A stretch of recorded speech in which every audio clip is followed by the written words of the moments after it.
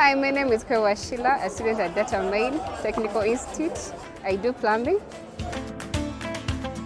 We've learned different skills at Datamine Technical Institute, including drainage system, pipe installation, tanks, and water drainage system.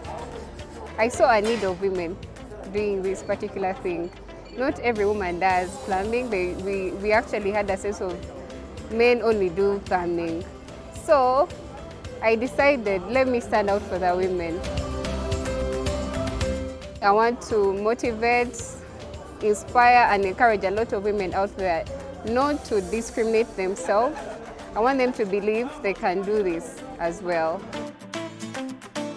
We do theory work, then we have practical skills, which include pipe working, then tank installation, which we call cisterns in our plumbing language. Then we have drainage system. We even do septic tanks. We know how to build them. We can construct septic tanks. We have different septics. We have digest septic tank. Then we have our local, the old version septic tank. I want to start my own company, a cleaning company. And my cleaning company, I'll be giving different services, which include plumbing, maintenances.